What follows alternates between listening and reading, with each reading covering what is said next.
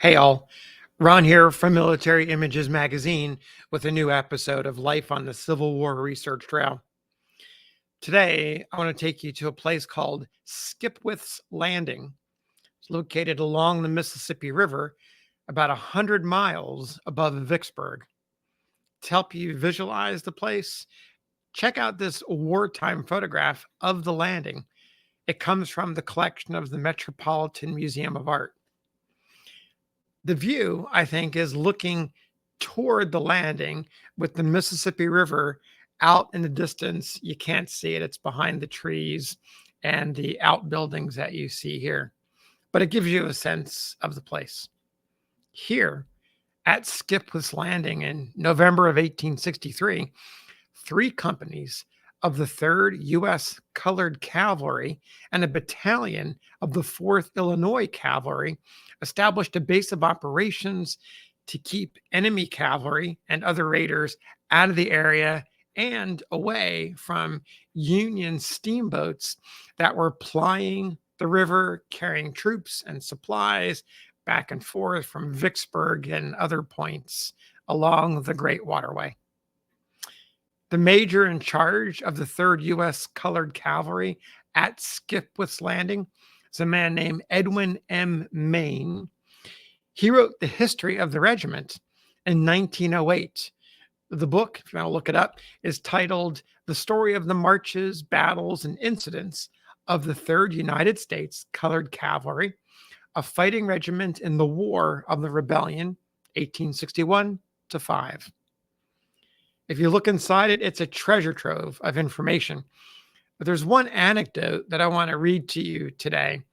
It's about a plantation, its master, his trusted bloodhound, and alert black troopers in blue that were around the swamps and cane brakes in the vicinity of Skipwith's Landing. So here's his version. Here's Major Maine's version of what happened. The title of this anecdote is Scouting Through the Cane Brakes of Mississippi, Betrayed by His Own Dog. Maine begins. Rumors having reached camp that a band of rebel cavalry were scouting about in the swamps northeast of Skipwith's Landing for the purpose of surprising and capturing steamboats, a detachment of our regiment was sent out to kill, capture, or disperse them. Reaching the neighborhood of their haunts, we marched and countermarched only to find that the enemy had gone or that they had not been there at all. The advance guard would frequently exchange shots with small bands of the enemy, but no force demanding the attention of more than one company was encountered. Rebel scouts and spies hung on our front, flanks, and rear, worried our pickets at night, and kept us on the tiptoe of expectancy all the time. No trustworthy information regarding the whereabouts and movements of the enemy could be gained from the people. All were in league against us and always misleading us.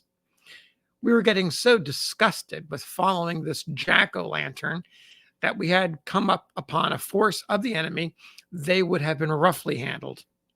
It was while in this mood that, coming in sight of a plantation house, a man was seen to leave the house and start to run across the field toward the swamp.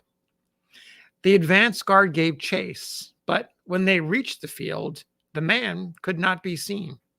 He had mysteriously disappeared, gone as suddenly as if the ground had opened and swallowed him. The field was cut with open ditches and was overgrown with tall grass and weeds. The men scattered in search of the fugitive, but in the meantime, some of our men had gone to the house where, finding a bloodhound tied there, they turned him loose. The dog, on being freed from his leash, scented the track of his master and, bounding away, baying at every jump, disappeared in the tall grass, following his master's trail. The man, now seeing that the dog would betray him, left its hiding place and started to run for the canebrake on the other side of the field where he hoped to evade pursuit. But failing to halt after repeated calls, he was shot.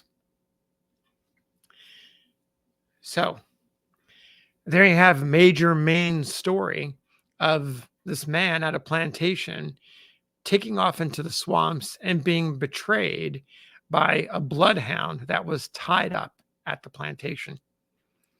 One of the things I thought about after reading this was the men in uniform, those black troopers in blue that were part of the 3rd United States Colored Cavalry.